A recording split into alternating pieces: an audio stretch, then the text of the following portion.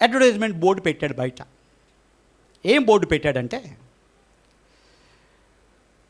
నేను ట్రీట్మెంట్ ఇస్తాను, దాని ఫీజు ఎంత అంటే 300 రూపాయలు. ఎంత? 300 రూపాయలు. ఒకవేళ నేను ఇచ్చిన ట్రీట్మెంట్ మీకు వర్క్ అవ్వలేదంటే, పని చేయలేదంటే మీకు 1000 రూపాయలు వాపస్ ఇస్తా. ఏమన్నాడు? ఫీజు 300. ఒకవేళ నేను ఇచ్చిన ట్రీట్మెంట్ మీకు పని చేయకపోతే మీకు వాపస్ ఎంత ఇస్తాను? 1000 రూపాయలు. ఈ బోర్డు చూసినప్పుడు జబ్బు లేనోడు కూడా ఏం చేస్తాడు? అట్రాక్ట్ అవుతాడు. చిన్న సమస్య ఉన్నా కానీ డాక్టర్ దగ్గరికి వెళ్దాం. కారణం ఏంటి? 1000 రూపాయలు. గుడ్, మంచి మార్కెటింగ్ స్ట్రాటజీ, చాలా గొప్ప పబ్లిసిటీ. ఒకటి తెలిసింది, ఆడికి ఏంటంటే డబ్బు అంటే ఆశ. ఆడికి తెలుగులో చెప్పాలంటే ఏంటో తెలుసా? ధనాపేక్ష అంటాం కదా, అలాంటి కేటగిరీ. ఆశ ఉండడం మంచిది, కానీ అత్యాశ, దురాశ. తెలుగులో సామెత ఉంది, దురాశ దుఃఖమునకు చేయటం. సరే, ఇలాంటి దురాశతో కలిగిన వాడు ఏం చేశాడంటే క్లినిక్కి వచ్చాడు. క్లినిక్కి వచ్చి డాక్టర్ దగ్గర చెప్తున్నాడు, డాక్టర్ గారు నాకు ఈ మధ్య రుచి తెలియట్లా. ఏంటి రుచి తెలియట్లా? ఏం తిన్నా కానీ నాకు ఏం అనిపించట్లా. అప్పుడు డాక్టర్ ఏం చేశాడంటే నర్సుని పిలిచి, నర్స్, ఆ 22 నెంబర్ బాటిల్లో ఉన్నది 3 చుక్కలో ఇతను 4 పోయినాయి. నర్స్ వెళ్ళి ఆ 22 నెంబర్ బాటిల్ని తీసుకొచ్చి 3 చుక్కలు ఆ రోగి 4 పైన వేసింది. వెంటనే ఆ రోగి నిలబడిపోయి, ఏంటి నువ్వు చేసేది? పెట్రోల్ వేస్తున్నావేంటి 3 చుక్కలు అంటున్నాడు. అప్పుడు డాక్టర్ చెప్తున్నాడు, కంగ్రాచులేషన్స్, మీకు రుచి తెలుస్తుంది, 300 ఇచ్చి మీరు వెళ్ళండి. సరే, ఇంకా ఆగల, ఇంకా ఉంది ముందు. వీడు ఇంకా టెరిబుల్లీ డిసప్పాయింటెడ్. ఏంటి 1000 రూపాయల కోసం వస్తే నా దగ్గర ఉన్న 300 పీకేసుకున్నాడు వీడు. సరే అని చెప్పి ఆలోచన చేసి మాస్టర్ ప్లాన్ వేసాడు ఈసారి. సరే, ఒక వారం తర్వాత మళ్ళీ క్లినిక్కి వచ్చాడు. ఏంటి, పోగొట్టుకున్న దానికంటే రెట్టింపులు నాకు వీడి దగ్గర గుంజుకోవాలి. ఓకే, వచ్చి రెండోసారి కంప్లైంట్ ఏం చెప్తున్నాడంటే, నాకు మతిమరికి ఎక్కువైపోతుంది డాక్టర్, నాకు ఏదీ జ్ఞాపకం ఉంటుందా. ఇదివరకు ప్రతిదీ జ్ఞాపకం ఉండేది, ఇప్పుడు ప్రతిదీ మర్చిపోతున్నాను నేను, దానికి మందు ఇవ్వండి. డాక్టర్ ఆలోచన చేశాడు. మళ్ళా నర్స్ అని పిలిచి నర్స్ వచ్చింది. ఆ 22 నెంబర్ బాటిల్లో ఉన్న 3 చుక్కలు తీసుకొచ్చి ఈయనకెయ్యి. వీడు కస్టమర్ లేచిపోయాడు. ఏంటి, రుచి తెలియకనా ఇప్పుడు ఆ చుక్కలు వేసావు, ఇప్పుడు ఏం చేస్తున్నావు? మతి మరుపు కూడా అదేనా? కంగ్రాచ్యులేషన్స్, నీకు ఏం చేస్తుంది? జ్ఞాపక శక్తి నువ్వు కోల్పోలా. కంగ్రాచ్యులేషన్స్, 300 ఇచ్చెళ్ళు. ఇంకా అవలా ముందుంది. ఇంకా వీడికి ఇంకా రేగిపోతుంది. ఏంటి, ఉట్టి ప్రాణానికి 1000 రూపాయలు సంపాదించవలసినోడు 600 పోగొట్టుకున్నాడు. సరే, ఏం చేద్దాం? లాస్ట్ అండ్ ఫైనల్ వేద్దాం. తన శక్తియుక్తులను ఉపయోగించాడు. ఉపయోగించి చాలా జాగ్రత్తగా ఉండాలి ఈ డాక్టర్తో, చాలా జాగ్రత్తగా ఉండాలి. కాబట్టి ఈసారి 1000 రూపాయలు తీసుకొని ఇంటికి వెళ్ళాలి నేను. Master plan. వచ్చాడు డాక్టర్ దగ్గరికి. ఈసారి కంప్లైంట్ ఏంటంటే, నాకు కళ్ళు సరిగా కనపడతలా, చూపు కనపడతలా నాకు, డాక్టర్ మందు ఇవ్వు. అప్పుడు డాక్టర్ అన్నాడు, దీనికి మందు లేదు, ఇదిగో 300 అని ఇచ్చాడు. 300 కాదు, 1000 రూపాయలు కదా. డాక్టర్ ప్రకారం ఏంటి, మందు లేకపోతే 1000 రూపాయలు కదా. సో ఇదిగో 1000 రూపాయలు అని చెప్పి చేతిలో 100 రూపాయలు పెట్టాడు. 100 రూపాయలు పెట్టిన తర్వాత వీడి వెంటనే చూసుకుని, నువ్వేంటి 1000 రూపాయలు ఇవ్వాల్సింది ఏంటి, 100 రూపాయలు ఇస్తున్నావు. అప్పుడు డాక్టర్ చెప్తాడు, కంగ్రాచులేషన్, మీకు చూపు కనపడుతుందా. ఇంత చెప్పినా నవ్వకుండా ఉంటే దేవుడే నీకు నవ్వు తీసుకొచ్చును గాక. ఇలాంటిది ఎక్కడ దొరకదండి. దేవునికి మందిరములు అన్నీ ఉన్నాయి. రైట్, సరే. లాస్ట్ వీక్ ఒక ఇంపార్టెంట్ సబ్జెక్ట్ మనం ధ్యానం చేస్తున్నాం. అదేంటి? దేవుడు మనక జీవితంలో సహాయకుడిగా ఉన్నాడు. He is our helper. దేవుడు సహాయకుడు. కొండల తట్టు నా కన్నులెత్తుచున్నాను, నాకు సహాయము ఎక్కడి నుంచి? నీ జీవితంలో కూడా ఒక ప్రశ్న నీకు ఉండొచ్చు, నాకు సహాయము ఎక్కడి నుండి వచ్చును? ఇక్కడ మనందరి జీవితాల్లో కూడా ఈ ప్రశ్న ఉండొచ్చు. నువ్వు ప్రయాణం చేస్తున్న ఇక జీవితంలో అనేక పరిస్థితుల్లో ఈ ప్రశ్న అనేక సార్లు నీకు రావచ్చు, నాకు సహాయము ఎక్కడ నుండి వచ్చును? దానికి బైబిల్ చెప్తున్న యొక్క సమాధానం ఏంటంటే, యెహోవా వలననే నీకు సహాయము కలగను. ఆయనే భూమి ఆకాశములను సృజించినవాడు. ఆయన వలననే మనకు సహాయము కలగను. నీ జీవితంలో దీన్ని నువ్వు ఇంప్రిగ్నేట్ చేసుకో, ముద్రించుకో. నా జీవితంలో నాకు ఏ అవసరం వచ్చినా, నా జీవితంలో ఎలాంటి అవసరంలో నేనున్నా, నాకు ఇక లోకంలో సహాయకుడిగా నాకు సహాయము చేసే, నన్ను ప్రేమించే దేవుడు నాకున్నాడు అని నువ్వు జ్ఞాపకం చేసుకో. లాస్ట్ వీక్ మనం చూసాం దేవుడు ఏ రకంగా మనకి జీవితంలో సహాయం చేస్తాడు. ఎబినేజర్ అనే మాట మనకు తెలుసు, పాట పాడతాం, ఎబినేజరే. ఓకే, ఎబినేజర్ అంటే ఏంటి అర్థం? సహాయపు రాయి. ఎబినేజర్ అనే మాటకు అర్థం ఇంతవరకు సహాయము చేసినాడు.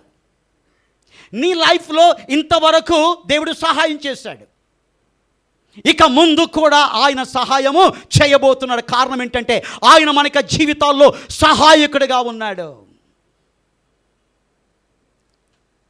లాస్ట్ వీక్ ఆయన చేసే సహాయం ఎలాంటిది అని దేవునికి వాక్యం నుంచి ఎన్ని సహాయాలు మనం చూసాం? ఎంతమంది జ్ఞాపకం ఉంది? 3 సహాయాలను మనం చూసాం. మొదటి సహాయం ఏంటండి? ఆదరించు సహాయం. మరియా మార్తల జీవితంలో దేవుడు వారికి ఎలాంటి సహాయం చేశాడు? వారికి కావాల్సింది ఏంటంటే ఆదరణ. తాను ఎంతగానో ప్రేమిస్తున్న ఇక సహోదరుని కోల్పోయారు, మరణించాడు లాజర్. ఆ దుఃఖపు బాధల్లో ఆదరణ లేకుండా సతమతం అవుతున్నారు. అలాంటి పరిస్థితుల్లో యేసయ్య వారికి ఏం చేశాడంటే ఆదరించు సహాయాన్ని వారికి దయచేశాడు. ఏ ఆదరణ కోల్పోయిందో ఆ ఆదరణను దేవుడు వారికి దయచేశాడు. నీ లైఫ్లో, నా లైఫ్లో కూడా ఆదరణ లేని పరిస్థితులు నువ్వు ఉన్నావేమో, కంఫర్ట్ లేని పరిస్థితులు నువ్వు ఉన్నావేమో. అయితే నీకు శుభవార్త, ఆదరించు సహాయము దేవుని వలన మనకు కలుగుతుంది. అది మొదటిదిగా మనం చూసాం. రెండోది మనం చూసేది రక్షించు సహాయం. ఇక కనాను స్త్రీ జీవితంలో మనం చూసినప్పుడు ఆమె యొక్క బిడ్డ ఏమైంది? భయంకరమైన దురాత్మ చేత పట్టబడి నశించిపోయేదానికి సిద్ధంగా ఉంది. తన కళ్ళ ముందే ఆ యొక్క బిడ్డ అలాగ బాధపడుతుంటుంటే తల్లి హృదయము తట్టుకోలేకపోయింది. అనేక మంది సహాయం కోసం చూసుండొచ్చు, బహుశా ఎవరు కూడా సహాయం చేయలేదానికి. అలాంటి పరిస్థితుల్లో దేవుని దగ్గరకు వచ్చింది.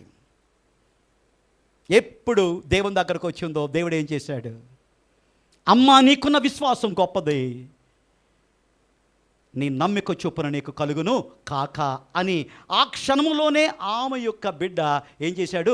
స్వస్థపరచబడ్డాడు. అంటే ఆమెకున్న బాధలో దేవుడు రక్షించే సహాయాన్ని ఆమెకు దయచేశాడు. నువ్వు ఏ బాధలో ఉన్నాపో కానీ, ఏ దుఃఖంలో ఉన్నా, నీకు శారీరక బాధల్లో, నీ కుటుంబ బాధల్లో, నీ మానసిక బాధల్లో, నీ ఉద్యోగ బాధల్లో, ఏ బాధలో ఉన్నా కానీ రక్షించు సహాయము యెహోవా వలనే మనకు కలుగును అనే మాట నువ్వు జ్ఞాపకం చేసుకో. మూడవది మనం ధ్యానం చేసింది లాస్ట్ వీక్ ఏంటండి? సమయోచితమైన సహాయం. సమయానికి తగ్గట్టుగా దేవుడు సహాయం చేస్తాడు. నీతిమంతులు ద్వారా దేవుని ద్వారా రక్షించబడిన మనం విశ్వాసం మూలంగా మనం జీవించాలి. ఏంటి విశ్వాసం? నా దేవుడు నా యొక్క జీవితాల్లో నన్ను చూచుకునే దేవుడు, ఏల్ రోయిగా ఆయన ఉన్నాడు. నేను నమ్ముకున్న దేవుడు నన్ను పోషించు దేవుడిగా ఉన్నాడు. నేను నమ్ముకున్న దేవుడు నా అవసరతను తీర్చే దేవుడిగా ఉన్నాడు. నేను నమ్ముకున్న దేవుడు అడుగు వాటికంటను ఊహించు వాటికంటను అత్యధికమైన గొప్ప వాటిని దయచేసే గొప్ప దేవుడిగా ఆయన ఉన్నాడు. కాబట్టి ఈ పరిస్థితిలో నుంచి తప్పక ఆయన నన్ను విడిపిస్తాడు అని చెప్పి మనకి జీవితంలో కొన్ని పరిస్థితుల్లో అప్పుడే నీకు సహాయం కావాలి. ఎమర్జెన్సీ సిచ్యుయేషన్స్, డిలే అవ్వకూడదు. యేసు ప్రభు గలిలయ కానాలోని మొదటి అద్భుతాన్ని ఆయన చేశాడు. ఏంటది? నీళ్లను ద్రాక్షరసంగా మార్చాడు. సమయోచితమైన సహాయం. ఈరోజు ద్రాక్షారసం అయిపోయింది, రేపిస్తే లాభంలా. ఆ టైంలోనే ఇచ్చేయాలి, వెంటనే అక్కడ డిస్ట్రిబ్యూట్ చేయాలి. నీ లైఫ్లో నా లైఫ్లో, నీ కుటుంబంలో నా కుటుంబంలో, నీ ఉద్యోగంలో నా ఉద్యోగంలో, నువ్వు చేస్తున్న వ్యాపారంలో నేను చేస్తున్న వ్యాపారంలో, మన యొక్క జీవితాల్లో సమయోచితమైన సహాయము ఎవరి వలన కలుగుతుందంటే ఇక లోకంలోని ఏ మానవుని ద్వారా కాదు, ఇక లోకంలో నువ్వు నమ్ముకున్న ప్రేమిస్తున్న ఏ వ్యక్తి ద్వారా కాదు. నిన్ను ఇక లోకంలో అమితంగా ప్రేమిస్తూ నీకోసం రక్తం కార్చి నీకోసం ప్రాణం ఇచ్చిన యేసయ్య ద్వారా మాత్రమే సమయోచితమైన సహాయం మనకు కలుగుతుంది. చెప్పలు కూడా దేవుడు మహిమపరుద్దాం.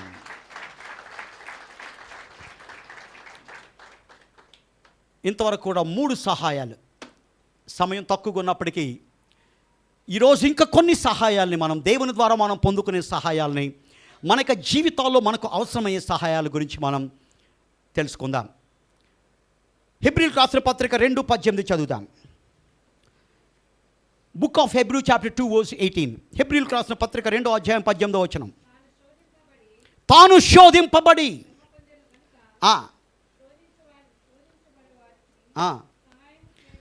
శోధింపబడు వారికి ఏం చేస్తాడు ఆయన? సహాయము చేసే దేవుడు. ఇక లోకంలో ఉన్న నువ్వు నేను శోధకుడు మనల్ని శోధిస్తాడు. ఆ యొక్క శోధనలో ఇక లోకంలోని ఏ ఒక్కరు కూడా మనకు సహాయం చేయలేరు. కానీ శోధింపబడు వారికి సహాయము చేసే యేసయ్య మనకు తోడుగా ఉన్నాడు. యెహోవా వలననే ఆ యొక్క శోధనలో నుంచి మనకేం చేస్తుంది? సహాయం కలుగుతుంది. మనకి జీవితాలు ఈ లోకంలో జీవించేటప్పుడు కాస్తో కూస్తో దేవుల్లో ఉన్న మన పైన సాతాను కన్ను ఎప్పుడు మన పైన ఉంటుంది. సాతాను యొక్క కన్ను ఎప్పుడు మన కుటుంబాలపైన ఉంటుంది. ఎలాగైనా మనల్ని పడగొట్టాలని, ఎలాగైనా దేవునికి దూరం చేయాలని, ఎలాగైనా దేవునితో సంబంధాన్ని కట్ చేయాలని వాడు శాయశక్తులా ప్రయత్నిస్తూ ఉంటాడు. అపవాది గర్జించు సింహం వలె ఎవరిని మృంగుదునా అని ఏం చేస్తాడు? ఎదురు చూస్తూ ఉంటాడు. ఎవరు నాకు దొరుకుతారా అని వాడు ఏం చేస్తాడంటే మనకి జీవితంలో శోధకుడు శోధిస్తాడు. అనేకమైన టెంప్టేషన్స్ వాడు నీకు ముందు పెడతాడు. యవనస్తులకు టెంప్టేషన్స్, పెద్దవాళ్ళకి అనేకమైన టెంప్టేషన్స్. ఇక లోకంలో జీవించే ప్రతి ఒక్క వ్యక్తికి కూడా ఏదో ఒక శోధనకు వాడు గురవుతాడు, ఏదో ఒక టెంప్టేషన్ని గురవుతాడు. కారణం ఏంటంటే టెంప్ట్ చేసేవాడు ఎవరంటే టెంప్టర్. టెంప్టర్ అంటే ఎవరు? సాతానుడు. వాడు శోధిస్తాడు నిన్ను. ఏ రకంగా పడగొట్టాలి నిన్ను, ఏ రకంగా నీలో ఆనందాన్ని తీసివేయాలి, ఏ రకంగా నీలో సమాధానాన్ని తొలగించాలి, ఏ రకంగా నేను నిరాశకు గుర్తు చేయాలి అని వాడు ఏం చేస్తుంటే అనేకమైన శోధనలు మనకు వాడు కలిగిస్తాడు. అలాంటి సమయంలో మనం ఏం చేయాలి? శోధన సహించేవాడు ధన్యుడు. కీడు నిమిత్తం కాదది. దేవుని యొక్క బిడ్డలుగా ఎప్పుడు ఒక మాట నువ్వు జ్ఞాపకం చేసుకోవాలి. దేవుని ప్రేమించు వారికి, తన సంకల్పం చొప్పున పిలువబడిన వారికి తమ జీవితంలో మేలు జరుగుటకై సమస్తము సమకూడి జరుగుచున్నమని ఎరుగుదాం. యోబు నీతిమంతుడు, యోబు యథార్థవంతుడు, చెడుతనాన్ని విసర్జించిన వాడు, ఒక గొప్ప తండ్రి, ఒక గొప్ప భర్త, తమ యొక్క బిడ్డలను దేవునిలో ప్రార్థనలో పెంచే ఒక ఆత్మీయ తండ్రి తన పిల్లలను బట్టి అరుణోదయమున ప్రార్థించే ఒక గొప్ప వ్యక్తి, ఇలాంటి వ్యక్తి జీవితంలో సాతాను ఏం చేశాడు? శోధించాడు. శోధించాడా లేదా? శోధించాడు. కానీ ఆ యొక్క శోధన ఏం చేశాడు? సహించాడు. ఆ యొక్క శోధనను ఓర్చుకున్నాడు. ఒక గుండె ధైర్యం, ఒక గొప్ప విశ్వాసం, దేవుడు నా పక్షాన ఉన్నాడు, దేవుడు నాకు సహాయకుడు. ఎలాంటి శోధన పరిస్థితుల్లో నేను ఉన్నప్పటికీ కూడా ఆ శోధనలో నుంచి దేవుడు ఏం చేస్తాడు? నన్ను రక్షిస్తాడు. ఆ శోధనలో నుంచి ఆయన ఏం చేస్తాడు? నాకు సహాయం చేస్తాడు. కారణం ఏంటంటే ఆయన మాట ఇచ్చాడు, శోధించు వారికి సహాయం చేయువాడు అని గుర్తెరిగాడు. దేవుని మాట నమ్మాడు.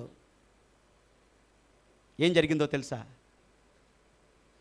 ఆ యొక్క శోధనని విజయవంతంగా ఎదుర్కొన్నాడు. ఆ శోధనలో దేవుని స్తుతించాడు. యెహోవా ఇచ్చెను, యెహోవా తీసుకుని పోయాను, యెహోవా నామమునకే మహిమ కలుగును గాక. మనకి జీవితాల్లో ఏదైనా ఇబ్బందులు ఎదురున్నప్పుడు, మనకి జీవితాల్లో ఏదైనా శోధనలు ఎదుర్కొన్నప్పుడు మనం ఫస్ట్ ఎవరిపైన పడతామంటే చుట్టుపక్కల వారి పడతాం. వాడి వలన ఇదయింది, వాళ్ళ వలన ఇదయింది, వాళ్ళ వలన ఈ పరిస్థితి నాకు. కానీ యోబు ఏం చేశాడు? యెహోవా ఇచ్చెను, ఏది జరిగినా నా జీవితంలో దేవుడు అనుమతించకుండా ఏది జరగట్లేదు. కారణం ఏంటంటే ఆయన కునుకడు, నిద్రపోడు, కనురెప్ప వేయని దేవుడు, నా పక్షాన నన్ను చూస్తున్న దేవుడు, సమస్తము ఆయనకు తెలుసు. నా నోట మాట బయటకు రాకముందే నా హృదయములో, నా యొక్క మనసులో ఉన్నప్పుడే దేవునికి తెలుసు. కాబట్టి ప్రతి పరిస్థితిలో కూడా నేను ధైర్యంగా ఉంటాను. నేను కారణం ఏంటంటే ప్రతి శోధనలో కూడా నాకు సహాయకుడిగా ఆయన ఉన్నాడు. ఆయనకున్న నమ్మకాన్ని వమ్ముపరిచాడండి దేవుడు? లేదండి. ఆ యొక్క విశ్వాసాన్ని చూసాయి, ఆ నమ్మకాన్ని చూసాయి దేవుడు ఏం చేశాడంటే యోబుకు సహాయం చేశాడు. ఎప్పుడైతే ఆ యొక్క శోధనలో ఉన్న యోబు దేవుని యొక్క సహాయాన్ని పొందుకున్నాడో, పోయిన దానికంటే రెట్టింపులు ఆయన జీవితంలో పొందుకున్నాడు. దేవుడు చేసే సహాయం అది. శోధన సమయంలో నువ్వు మౌనంగా ఉండు. శోధన సమయంలో మాటలు జాగ్రత్తగా ఉంచుకో. శోధకుడు శోధిస్తున్న సమయంలో నీ మాటల వలన నీకు దేవుని యొక్క సహాయము రాకుండా నువ్వు జాగ్రత్తగా ఉండాలి. నీ మాటల వలన అపవాదికి మహిమ రాకూడదు. నువ్వు ఎదుర్కొంటున్న పరిస్థితుల వలన దేవునికి మహిమ రావాలి. నాయన నీకు తెలుసు, నేను అంతా నీకు తెలుసు నాయన, నువ్వు నన్ను చూస్తున్నావు, నువ్వు ఉండగా నాకేంటి నాయన. అప్పుడు పాడాలి పాట, యేసు చాలును, యేసు చాలును, ఏ సమయమైనా ఏ స్థితికైనా నా జీవితములో యేసు చాలును. అప్పుడు పాడాలి ఈ పాట. శోధన నీ జీవితంలో నువ్వు ఉంటున్నప్పుడు, శోధన చేత నువ్వు ఇటు అటు కొట్టబడుతున్నప్పుడు,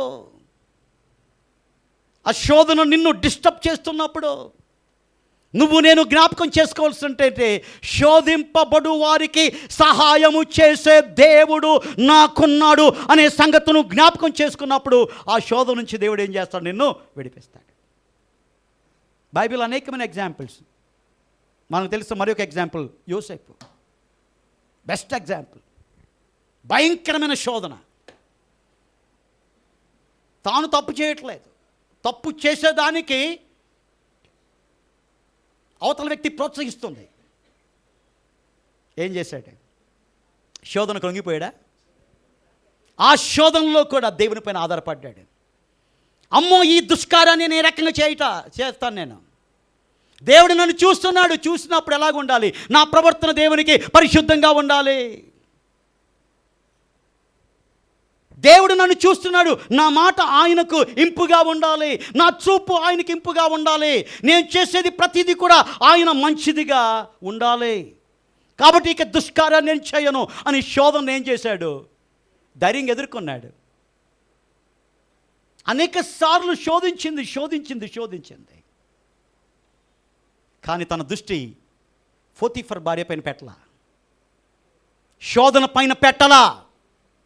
ఆ శోధనలో సహాయుడైన దేవుని వైపు తన దృష్టిని పెట్టాడు. ఎప్పుడైతే దేవుని వైపు దృష్టిని పెట్టాడో ఏమైంది? ఆ శోధనలో కూడా ధైర్యముగా ముందుకు వెళ్ళే పరిస్థితిని దేవుడు యోసేపుకు దయచేశాడు. నా జీవితంలో కూడా అనేకమైన శోధనలు రావచ్చు అండి. కాబట్టి నువ్వు ఒక ధైర్యాన్ని కలిగి ఉంటా.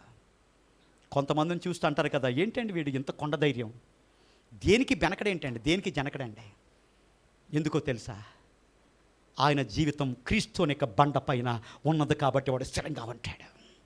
క్రీస్తులో నువ్వు ఉంటే ఏ శోధనైనా నువ్వు జయించగలవు. క్రీస్తునే సాతాను వదిలిపెట్టలా, శోధించాడు, అవునా కదా? ఇంకా నన్ను వదిలిపెడతాడా? ఛాన్సే లేదా. ఆ యొక్క శోధనలో క్రీస్తు ఏ రకంగా విజయాన్ని సాధించాడు? వాక్యము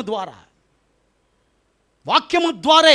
అపవాది ఏది చెబితే దానికి కౌంటర్ దేనిచ్చాడు? దేవునికి వాక్యమే. మనుషుడు రొట్టె వలన మాత్రము కాదు, దేవుని నోట నుంచి వచ్చే ప్రతి మాట వలన జీవించును. దానికి సమాధానం ఏంటి? నీకు ఆకలి అవుతుంది కదా, రొట్టెలు చేసుకొని తిను రాళ్ళను. దానికి సమాధానం ఏంటిది? నీ జీవితంలో, నాకు జీవితంలో నువ్వు ఎదుర్కొంటున్న ప్రతి శోధనలో కూడా దేవుని యొక్క వాక్యమే నీకు నాకు పరిష్కారముగా ఉండాలని దేవుడు కోరుకుంటున్నాడు. దేవుని యొక్క వాక్యమే మన జీవితాలకు పరిష్కారం. ఇంకా ఏది కాదు, దేవుని యొక్క మాటలే మన జీవితాలకు పరిష్కారం.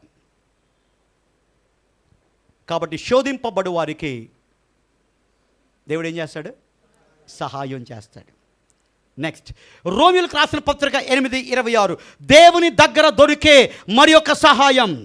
రోమీయులకు రాసిన పత్రిక 8:26, అటువలే ఆత్మయు మన బలహీనతను చూచి ఏంటండి? సహాయము చేయుచున్నాడు.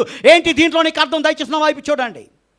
మనం చదువుకునే రోమీయులకు రాసిన పత్రిక 8:26 దేవుడు మనకు నేర్పిస్తున్న పాఠం ఏంటంటే, మన బలహీనతలో ఆయన మనకేం చేస్తాడు? సహాయము చేస్తాడు. నువ్వు ఏ బలహీనతలో ఉన్నా కానీ దేవుడు ఏం చేస్తాడు? నీకు సహాయకుడిగా ఉన్నాడు. బలహీనులుగా ఉన్న మనల్ని దేవుడు ఏం చేస్తాడు? బలపరుస్తాడు. ఆయన శక్తిమంతుడు. సమ్మసిల్లిన వారికి బలాభివృద్ధిని కలుగచేయువాడు. దేవుడు నీకు బలం ఇస్తాడు. ఒక పాట మాత్రం పాడతాం, ఏంటి? యెహోవా నా బలమా, అంతే. ఆ పాటతోనే నా బలమంతా నీవేనయా, నా బలమంతా అని పాడాల్సిన మనం ఇక్కడ మాత్రం ఆ పాట ఉంటుంది. బయటికి వెళ్తే నా బలమంతా నువ్వేనయా అని ఆయన చూసి అంటాం. నా బలమంతా, నేను ఉద్యోగానికి, నా బలమంతా నా ఉద్యోగం, నా బలమంతా నా ఆస్తి, నా బలమంతా నా ఆరోగ్యం, నా బలమంతా నా బంగారం. కాబట్టి ఇక లోకంలో అనేకమైన వాటిని మనం ఏం చేస్తాం? నిజమైన బలం, నీకున్న బలహీనతలో బలపరిచే దేవుడు, ఆయన బలవంతుడైన దేవుడు, ఆయన పేరు యేసు. ఆమేన్. కాబట్టి మనకి జీవితంలో బలహీనతలో ఆయన ఏం చేస్తాడు? సహాయం చేస్తాడు. పేతురు జీవితంలో మనం చూసినప్పుడు పేతురు మంచి విశ్వాసాన్ని ప్రదర్శించాడు. ఏంటి విశ్వాసం? నువ్వు అయితే నేను కూడా నీలాగా వచ్చేస్తా, నేను నడిచా. అప్పుడు యేసు ఏమన్నాడు? కమ్, సూపర్ రా, వచ్చాయి. యేసు వైపు చూస్తున్నప్పుడు ఏమైపోయింది? నేలపై నడిచేస్తున్నాడు, వెళ్ళిపోతున్నాడు అంతే. ఎప్పుడైతే తన దృష్టిని మిగతా వాళ్ళకి చూశాడు, మీరు ఉన్నారు 11 మంది ఓన్లీ లెక్కకి, మీరు బోటు, నేను ఎక్కడ ఉన్నాను తెలుసా? ఆయన ఏ రకంగా నడుస్తున్నాడో నేను కూడా నడుస్తాను, ఉంటే అలాగ ఉండాలిరా అని అనుకున్నాడు. లోపల అనుకుని ఉంటాడు మనోడు. వెంటనే ఏం చేస్తున్నాడు? మునిగిపోవడం మొదలెట్టాడు. మనం కూడా మునిగిపోతాం, జాగ్రత్త. నీకున్న దాన్ని బట్టి ఇతరులను తక్కువ చేసి మాట్లాడి నేనేదో ఓడబొడిచేస్తున్నాను, మిగతా వాళ్ళు ఏం చేయట్లేదు అని అనుకుంటే ఏంటి, నువ్వు మునిగిపోతున్నట్టు. పేతురు చేసిన తప్పదే. తర్వాత ఏం చేశాడు దేవుడు? అల్ప విశ్వాసి అని ఏం చేశాడు? చేయి పట్టుకొని బలహీనతలో ఉన్న పేతురును దేవుడు ఏం చేశాడు? బలపరిచాడు. ఇంతటితో అయిపోయిందా? అవలా. యేసు ప్రభుతో గెత్సెమనే తోటలో ఉన్నాడు. ఉన్నప్పుడు యేసు ప్రభుని పట్టుకునే దానికి ఎవరు వచ్చారు? వాళ్ళందరూ వచ్చారు, సైనికులు. ఇంకా ఆగలేకపోయాడు. ఏం చేశాడు అక్కడ? మా యేసై పైన చెయ్యెత్తవరా, నీ సంగతి చూస్తాను, ఈరోజు నీ తల ఉండదు అనుకున్నాడు. తలకే వేసాడు, తను తప్పింది, ఇక్కడ పడింది అంతే, చెవి వచ్చి కింద పడింది. ఇంతగా యేసయ్యను ప్రేమించాడు, ఇంతగా యేసయ్యను పట్ల పౌరుషం కలిగిన యొక్క పేతురు బలహీనతలు పడిపోయాడు. ఒక చిన్న అమ్మాయి వచ్చి, నువ్వు ఆయనతో కూడా ఉన్నావు కదా అంటే ఏమన్నాడు? నేనా? నో. తర్వాత నెక్స్ట్ ఏం చేశాడు? ఇంకోసారి, మూడోసారి వస్తే ఏమన్నాడు? ఒట్టి పెట్టుకున్నా, నో నువ్వు పొరపడుతున్నావు. చిన్న అమ్మాయి దగ్గర ఏం చేశాడు? బలహీనతలు పడిపోయాడు. అలాంటి సమయంలో యేసయ్య ఒక్కసారి పేతురు వైపు చూశాడు. ఆ ఒక్క చూపు పేతురు యొక్క జీవితాన్ని మార్చేసింది.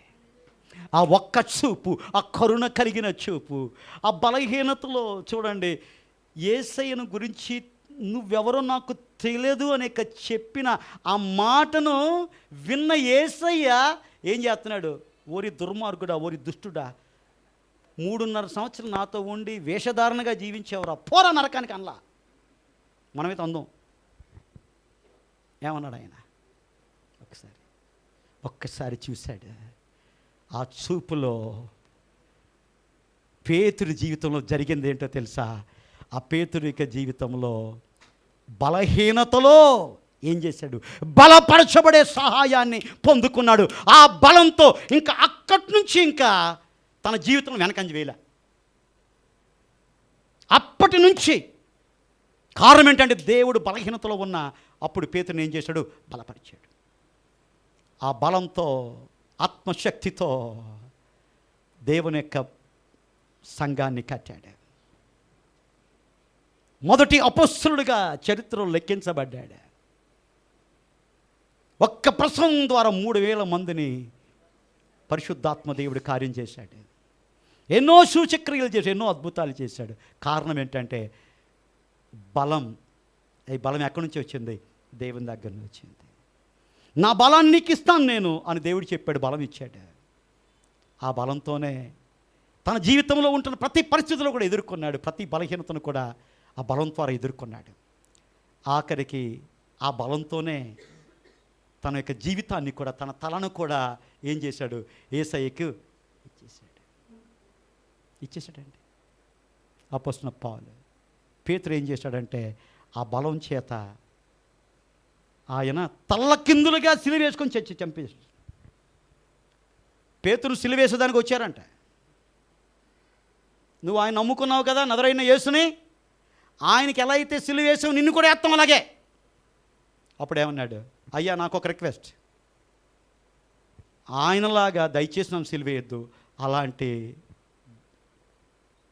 వ్యక్తిని కాదు నేను, అలాంటి గొప్ప వ్యక్తిని కాదు నేను, అలాంటి పరిశుద్ధ వ్యక్తిని కాదు నేను. మరి ఏం చేయమంటావు? తల కింద లేచేయి, కాళ్ళు పైన తల కింద. పేతురు ఈ రకంగా తన బలహీనతలో ఒకసారి చిన్న అమ్మాయి దగ్గరే బొంకిన పేతురు, అలాంటి బలహీనతలో ఉన్న పేతురుని దేవుడు ఏం చేశాడు? బలపరిచాడు. ఆ బలంతో ఏం చేశాడు తెలుసా? యేసయ్య కోసమే తన ప్రాణాన్ని ఏం చేశాడు? త్యాగపరిచాడు. కాబట్టి నీ లైఫ్లో, నా లైఫ్లో కూడా, నీకున్న ప్రతి బలహీనతలో కూడా దేవుడు ఏం చేస్తాడు? నిన్ను బలపరుస్తాడు. నీకున్న బలహీనతలు చూస్తున్నావు, అయ్యో ఈ పాపం చేశాను, ఈ బలహీనతలో ఉన్నాను, దేవుడు ఏ రకంగా నాకు జీవితంలో ఆయన నా జీవితంలో గొప్ప కార్యం చేస్తాడని అనుకోకు. తన వద్దకు వచ్చి వారిని ఎంత మాత్రం అయినా తిరస్కరించాడు. నువ్వు నేను కూడా ఆయన దగ్గర రావటమే దేవుడు కోరుకుంటాడు. కాబట్టి మనకి జీవితాల్లో మనం నమ్ముకున్న దేవుడు శోధింపబడు వారికి సహాయము చేయు దేవుడు. బలహీనతలో ఏం చేస్తాడు? సహాయము చేస్తాడు. కీర్తన 46 మొదటి చరణం చదువుకుందాం. కీర్తన 46 మొదటి చరణం. దేవుడు మనకు ఆశ్రయమును దుర్గమునై ఉన్నాడు. ఆపత్కాలములలో ఏంటి? ఆపత్కాలములో నమ్ముకొనదగిన సహాయకుడు. దేవుడు మనకు సహాయకుడు. ఏ రకంగా మనకు సహాయం చేస్తాడు? ఆపత్కాలములో దేవుడు మనకు జీవితంలో సహాయం చేస్తాడు. బైబిల్లో ఇంకా అనేకమైన ఎగ్జాంపుల్స్. హామాను అనే ఒక వ్యక్తి ఏం చేశాడు? మొర్దెకై అనే వ్యక్తిని ఉరి తీయాలని చెప్పి ఆ యొక్క యూదులకు విరుద్ధంగా ఒక శాసనాన్ని పుట్టించి ఆ దేశంలో యొక్క యూదులందరినీ చంపించేదానికి ఏం చేశాడు? రాజు ద్వారా ఒక శాసనాన్ని పుట్టించాడు. మాస్టర్ ప్లాన్ వేశాడు. అలాంటి పరిస్థితుల్లో ఈ సంగతి ఎవరికి తెలిసింది? మొర్దెకైకి తెలిసింది. ఈ సంగతి ఎవరికి తెలిసింది? ఎస్తేరుకి తెలిసింది. వెంటనే వాళ్ళు ఏం చేశారో తెలుసా? ఇది ఆపత్కాలం. ఈ ఆపత్కాలంలో సహాయము చేసే సహాయకుడు మనకున్నాడని చెప్పి వాళ్ళు ఏం చేశారంటే ఉపవాస దినాన్ని ప్రతిష్ఠించారు, ప్రార్థన చేశారు. యూదులందరూ కూడా ఉపవాసంతో ఏం చేశారు? ప్రార్థన చేశారు. ప్రార్థన చేసినప్పుడు వారికి జీవితాల్లో ఆపత్కాలంలో దేవుడు వారికి ఏం చేశాడు? సహాయం చేశాడు. ఏ ఉరి మాను పైన హామాను మొర్దెకైని ఉరి తీయాలనుకున్నాడో, ఆపత్కాలములో సహాయం చేసిన దేవుడు ఆ యొక్క మాను పైనే హామానును ఏం చేశాడు? ఉరి తీయించాడు. కారణం, మనం నమ్ముకున్న దేవుడు ఆపత్కాలంలో సహాయకుడు. నీ జీవితంలో ఏ పరిస్థితిలో ఉన్నా కానీ ఆయన నీకు సహాయకుడిగా ఉంటాడు. నువ్వు అనుకోవచ్చు, నా పరిస్థితి అయిపోయింది, ఫినిష్డ్, ఇంకా ఏ దిక్కు లేదు, ఏ దారి లేదు, అన్ని దారులు మూసుకుపోయినాయి. చేతులు ఎత్తకో. Never ever give up. దేవుడిని పక్షాన ఉంటాడు. ఆయన వైపు చూడు, ఆయనకు మొరపెట్టు, ఉపవాసంతో ప్రార్థన చేయి. అప్పుడు ఆపత్కాలంలో ఆయన నమ్ముకొనదగిన సహాయకుడు. నీ జీవితంలో, నీ కుటుంబంలో ఆపత్కాల పరిస్థితులు ఉన్నప్పుడు చేయవలసింది ఏంటంటే ఉపవాస కన్నీటి ప్రార్థన. That's it. అది వాడు నీకు జీవితంలో దేవునికి సహాయం పొందుకుంటాం. బైబిల్ చెబుతుంది, మనుషుల సహాయము వ్యర్థం. మనుషులను ఆశ్రయించొద్దు, దేవుణ్ణి ఆశ్రయిద్దాం. దేవునికి సహాయం మనకి జీవితాల్లో విలువైన సహాయం, గొప్ప సహాయం. ఆఖరిగా కీర్తనలు 18:29. కీర్తనలు 18:29. నీ సహాయము వలన ఏంటండి? నేను సైన్యములను ఏం చేస్తాను? ఎవరి సహాయం వల్ల? దేవుని యొక్క సహాయం వలన సైన్యములను మనం ఏం చేస్తాం? చేయిస్తాం. మనం పోరాడేది ఎవరితో తెలుసా అండి? మనం పోరాడేది ఎవరితో? మన పక్కింటోడితో కాదు, మన బాస్తో కాదు, మన కొలీగ్స్తో కాదు, మనకు కాని వాళ్ళతో కాదు. మనం పోరాడేది ఎవరితో? దురాత్మల సమూహము, వాయుమండల అధిపతితో మనం ఏం చేస్తున్నాం? పోరాడుతున్నాం. మనం పోరాడేది శరీరాలతో కాదు, ఆత్మలతో పోరాడుతున్నాం. కారణం ఏంటి? మనం ఆత్మ. కాబట్టి మనకి జీవితాల్లో ఈ దురాత్మ యొక్క సైన్యాన్ని, ఈ అపవాది యొక్క సైన్యాన్ని జయించాలంటే నీకున్న నాకున్న సామర్థ్యం సరిపోదు. ఈ లోకంలో ఎవరి ద్వారా వారి సహాయం వలన సైన్యాలను జయించలేవు. సైన్యములకు అధిపతి అయిన యేసయ్య వలన మాత్రమే దుష్ట సైన్యాన్ని నీ జీవితం నుంచి నువ్వేం చేస్తావు? నువ్వు విజయాన్ని సాధించగలుగుతావు. చాలామంది జీవితాల్లో సాతాను ఓడించేస్తాడు మనల్ని. సాతాను సైన్యం మనల్ని చిత్తుగా ఓడించేస్తుంది. ఎందుకో తెలుసా? నీ సహాయం వలన, ఇతరుల సహాయం వలన ఆ సైన్యాన్ని ఎదిరించాలని నువ్వు ప్రయత్నం చేశావు. కానీ ఈ రోజు నుంచి మనం ఏం చేద్దాం? నాయన, నీ సహాయం వలనే సైన్యములను జయింతును. నీ సహాయం వల్లనే నన్ను నాశనానికి చేయబోతున్న ఆ పరిస్థితులు నేనేం చేస్తాను? నేను ఎదుర్కొంటాను. నా బలం కాదు, నా శక్తి కాదు, నీ బలం, నీ సహాయం. ఎందుకంటే నువ్వు సైన్యములకు అధిపతి అయిన దేవుడు నాయన. నువ్వు దావీదు గొలియాతు పైకి ఎలా వెళ్ళాడండి? తన సామర్థ్యం పైన వెళ్ళాడా? తనకున్న ఒడిసెల వలన వెళ్ళాడా? కాదు. గొప్ప స్టేట్మెంట్ ఇస్తాడు. నేను ఎవరి పేరును వస్తాను తెలుసా? యెహోవా నామం వలన, యుద్ధశూరుడు సైన్యములకు అధిపతి అయిన యెహోవా నామం పేరుట నేను వస్తున్నాను. ఏమైంది? వాడు కూలాడు, వాడికి సైన్యం కూడా ఏమైపోయింది? కూలిపోయింది. నీ జీవితంలో దేవుని యొక్క నామాన్ని ఉపయోగించాం. యెహోవా వలననే సైన్యములను మనం ఏం చేస్తాం? జయించగలుగుతాం. నీ జీవితంలో ఏ పరిస్థితులు ఉన్నప్పటికీ, ఏ సైన్యము నిన్ను నాశనం చేయాలని ప్రయత్నాలు చేస్తున్నప్పటికీ కూడా, ఏదైనా నీకు జీవితంలో హాని కలిగించాలని ప్రయత్నం చేస్తున్నప్పుడు నేను చేయవలసిన పని ఏంటంటే, సైన్యములను జయించగలిగేదానికి సహాయంగా ఉంటున్న ఆ యేసయ్య వైపు మనం చూద్దాం. ఆయన సైన్యములను జయించే సహాయాన్ని మనకి జీవితాల్లో దయచేస్తాడు. అలాంటి సహాయకుడిగా మనకి జీవితాల్లో ఆయన ఉన్నాడు. యెహోషాపాతు గురించి మనం ఆలోచన చేసినప్పుడు, కొంతమంది రాజులు ఒకేసారి ఆయన పని పడ్డారు. టైమే లేదు, అందరూ కలిసి గొప్ప సైన్యం పడిపోయింది అంతే ఆయన పైన.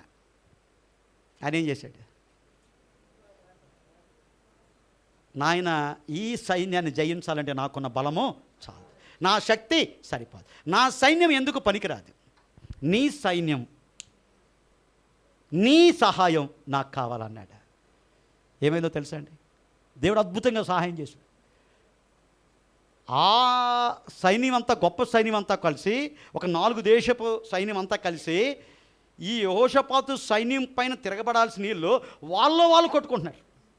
వాళ్ళు పొడుచుకొని వెళ్ళిపోయారు. దేవుడు చేసే కార్యాలు ఎలాగుంటాయి? కాబట్టి మనకి జీవితాల్లో నీ పక్షాన విజయాన్ని సాధించేదానికి, నీకు హాని కలిగిస్తున్న ప్రతి సైన్యమును జయించే సహాయము దేవుని ద్వారా మనకి జీవితాల్లో మనం పొందుకుంటాం. ఆఖరిగా అదే కీర్తన ఆఖరి 18:29 సెకండ్ లైన్ చదవండి. నా దేవుని సహాయం వలన ప్రాకారములను ఏం చేస్తాను? దాటుదును. కొన్ని అడ్డులు ఉన్నాయి నీ లైఫ్లో, నీ కుటుంబంలో కొన్ని హడ్డుల్స్ ఉన్నాయి. ఎరికో గోటకు లాంటి పరిస్థితులు, వాటిని దాటాలంటే అవట్లా. నీకు ఎంతో ట్రై చేస్తున్నావు, ఇంతవరకు దాటలేకపోతున్నావు. అయితే ఏం చేయాలి? ఇలాంటి పరిస్థితుల్లో ప్రాకారమును దాటించు సహాయకుడిగా యేసయ్య అనుకున్నాడు. ఆయన యొక్క బలం వలన, ఆయన యొక్క శక్తి వలన ఎలాంటి ప్రాకారం, ఎలాంటి అడ్డు నీ జీవితంలో, నీ కుటుంబంలో ఉన్నప్పటికీ కూడా దేవుడు ఏం చేస్తాడు? దాటింప చేసే గొప్ప దేవుడు అనుకున్నాడు. కాబట్టి చాలామంది అనుకుంటారు, వివాహం అయ్యేవాళ్ళు, అయ్యో నాకు వివాహం అవట్లేదు, ఏజ్ పెరిగిపోతుంది, అది వాళ్ళకి జీవితంలో ఒక అడ్డుగా ఉండొచ్చు. డోంట్ వరీ, దేవుడు శ్రేష్టమైన వాటిని ఇస్తాడు. ప్రతి ఆలస్యం వెనుక ఒక ఆశీర్వాదాన్ని దేవుడు ఉంచాడు. డిలే అవుతుంది. Delay is not a denial. చాలామంది అనుకుంటారు డిలే అవుతుంది. దేవుడు తగిన కాలంలో ఫలం ఇచ్చే దేవుడు. నమ్మో. నీ జీవితం ఇంకా జరగట్లేదంటే ఇంకా బెస్ట్ దేవుడు ఏం చేస్తున్నాడు? God is preparing. దేవుడు సిద్ధపరిచి ఒక్కసారి రెడీ అయిన తర్వాత తన దగ్గర ఉంచుకోడు. ఆయన ఏం చేస్తాడు? నీకు ఇచ్చేస్తాడు. కారణం ఏంటి? ప్రేమ కలిగిన దేవుడమ్మా, నీ పరిస్థితిని చూచే దేవుడమ్మా, నీ పైన కరుణ కటాక్షాలను చూపించే దేవుడు. కాబట్టి మనకి జీవితాలు ఏం చేద్దాం? కొన్ని ఆలస్యాలు జరగచ్చు. అయ్యో పెళ్ళి అయిపోయింది, బిడ్డ పుడతలేదు, ఇంకా పుడతలా, అందరికి పుట్టేస్తున్నారు, నాకు పుడతలా. Don't worry. దేవుడు ఏం చేస్తాడు? నా జీవితంలో ఆయన సమయంలో నాకేం చేస్తాడు? దయచేస్తాడు.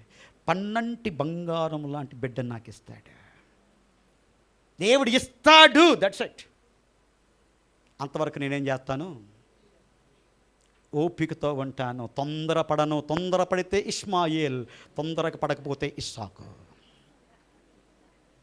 తొందరపడితే శాపం, తొందరపడకపోతే ఆశీర్వాదం. కాబట్టి మనకి జీవితాల్లో 5 సహాయాలు ఈరోజు చెప్పాను మీకు నేను. మనందరి జీవితాలకు అవసరమైన సందేశం. ఇవన్నీ కూడా ఏదో పరిస్థితుల్లో మనకు జరుగుతాయి మనకి జీవితాల్లో. కాబట్టి మొదటిది ఏంటండి? శోధింపబడు వారికి దేవుడు సహాయం చేస్తాడు. బలహీనతలో దేవుడు సహాయం చేస్తాడు. ఆపత్కాలంలో దేవుడు సహాయం చేస్తాడు. సైన్యములను జయించే సహాయాన్ని దేవుడు చేస్తాడు. ప్రాకారములను దాటు సహాయాన్ని దేవుడు చేస్తాడు. అలాంటి కృప మనకి జీవితాల్లో దేవుడిచ్చి నడిపించునుగాక. ఆమెన్. అందరూ కూడా లేచి నిలబడతారు.